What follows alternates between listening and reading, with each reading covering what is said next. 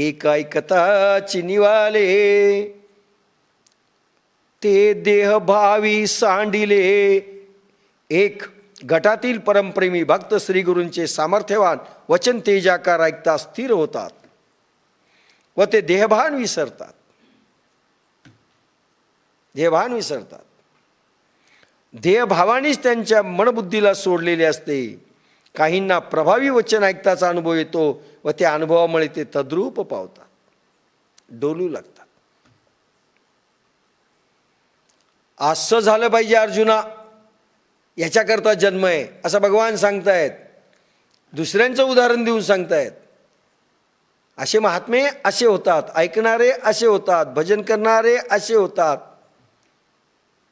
वचन तेजोकारी ऐकले की असं होतात. म्हणजे तू असा हो.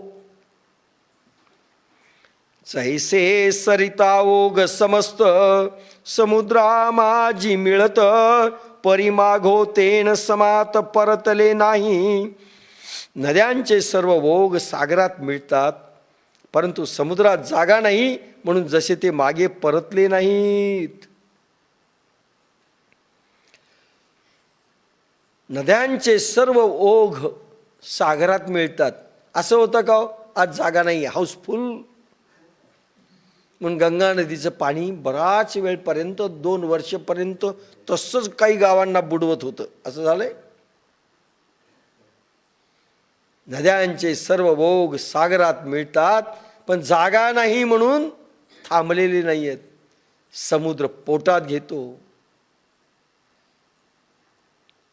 तसंच कसं? पुढची उभी आहे. म्हणून ते मागे परतलेले नाही आहेत, मागे जाणे नाही. तैसिया योगीश्वरांची मती, मिळणी सवे एक वटती. परिजे विचारुणी पुनरावृत्ती, भजती चिना. त्याप्रमाणे सिद्ध ज्ञान योगी महापुरुषांच्या बुद्धी अव्यय आत्मस्वरूपात मिळता क्षणीच तद्रूप होतात. परंतु मग ते ज्या विचारापासून पुन्हा जन्म होईल अशी उपासना करत नाहीत, असं भजन करत नाहीत. तैसिया योगीश्वरांची मती, मिळणी सवे एक वटती. असं भजन झालं पाहिजे. सगळ्या सरितेंचा ओघ समुद्रात मिळतो, त्या परत फिरत नाही. सरितेंचा ओघ की समुद्र आत घेत नाही, जागा नाही. तसं योगीश्वरांची मती, जे योगीश्वर, जे सिद्ध पुरुष, जे सिद्ध ज्ञान योगी पुरुष, त्यांचे ओघ कोणते?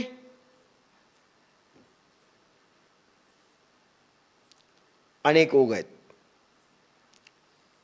जवळपास अध्यात्माने, सायन्सनी 350 नाड्या प्रमुख मांडल्यात शरीरामध्ये.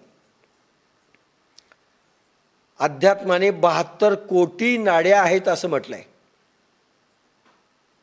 72 कोटी. सूक्ष्म, अतिसूक्ष्म, अतिसूक्ष्म, अतिसूक्ष्म. त्या अर्धगमनी, अर्धगोलाकार, उभ्या, आडव्या, तिरक्या कशाही स्वरूपात आहेत. अर्धगमनी, ऊर्ध्वगमनी, ऊर्ध्व कशाही नाड्या आहेत त्या. त्यांच्यामधून जाणारा प्राण हा आडवा तिडवत जातो. प्राणाबरोबर डब्बा मनाचा असतो, तोही आडवा तिडवा जातो. ध्यानही आडवं तिडवं लागतं. योगामध्ये काय होतं? या 72 कोटी नाड्यामधून प्रवास करणारा प्राण सुषुम्ना खुली होते.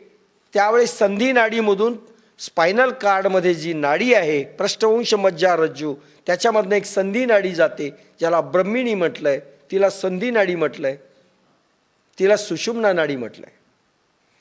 ह्या सुषुम्नेमधून मूलाधार चक्राचं एकदा हे झालं उद्घाटन, उद्बोधन, की तिथून त्या संधी नाडीमधून तो प्राण जायला लागतो आणि सर्व नाड्यांचे प्रवास शेवटी संधी नाडीमधून वर जायला लागतात.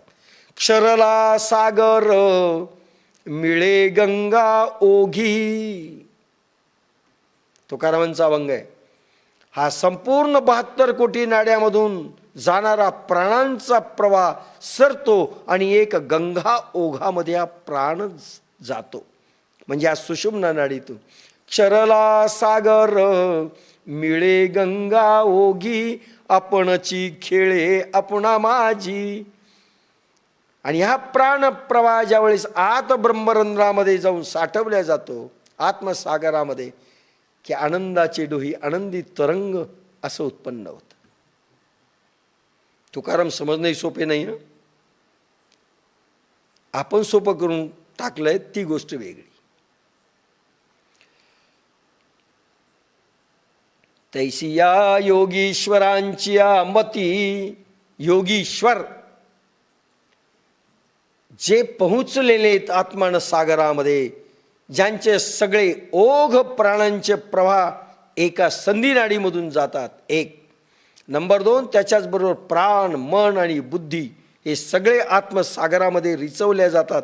हे सगळे अनेक प्रवाह, कमीत कमी हे 4 प्रवाह, प्राण मन बुद्धी आणि अहंकार, ही रेल्वे आत जाते.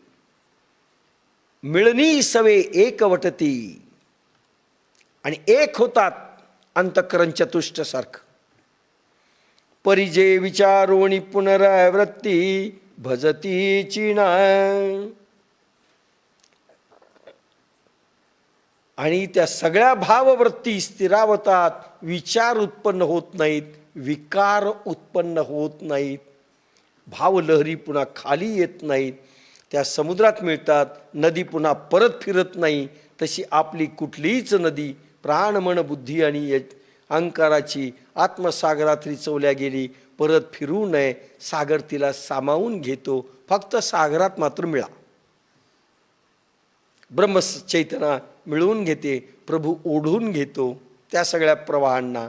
समुद्र जसा ओढून घेतो, बाहेर फेकत नाही. आणि मग असं भजन पुढं उपयोगी नाही जे तुम्हाला बाहेर आणतं. लक्षात घ्या. का कर्मकांडी भजन नंतर करू नये. तुम्ही बाहेर येईल, तुमच्या भाववृत्ती पुन्हा बाहेर येतील, तुमचा देव पुन्हा बाहेर येईल, तुमच्या भावलहरी बाहेर येतील असं पुन्हा, आणि तुमचे विकार आणि विचार पुन्हा बाहेर येतील. असं करू नका ज्याच्यामुळे जन्म घ्यावा लागेल. ते भजन चालणार नाही. मुक्त होणारं भजन करा. ताई म्हणून अर्जुना तू असं भजन कर. ज्ञानेश्वरी असं भजन शिकवते. ज्ञानेश्वरी भोजन शिकवते, भजन शिकवते, सगळं शिकवते, व्यवहार शिकवते. जीवन जगण्याची खरी कला ज्ञानेश्वरी आहे. तैसी या योगीश्वरांची मती मिळणी सवे एकवटती परी जे विचारुणी पुनरावृत्ती. पुनरावृत्ती पुन्हा पुन्हा जन्म घेण्याची प्रक्रिया होईल असे विचार उत्पन्न करू नका. अशा वासना उत्पन्न नंतर करू नका. बाहेर पुन्हा येऊ नका. आत्मसागरात सारखं राहा. अर्जुना ह्या स्थितीसाठी तुझा जन्म आहे. यांच्यासाठी नाही. यांचं कसं करू आणि त्याचं कसं करू.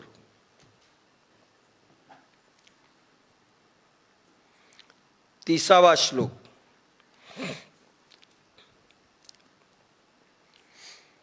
आश्चर्यवत्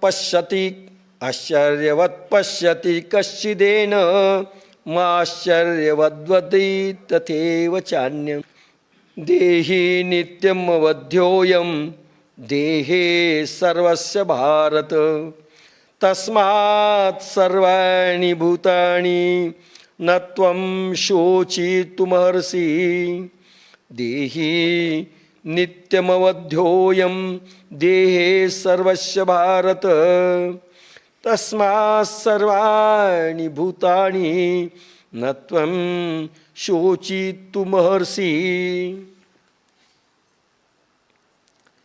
हे पार्था, हा देह धारण करणारा आत्मा सर्व प्राण्यांच्या देहात सदाच अवध्य आहे. म्हणून तो भीष्मादी सर्व भौतिक देहाविषयी शोक करण्यास योग्य नाहीस.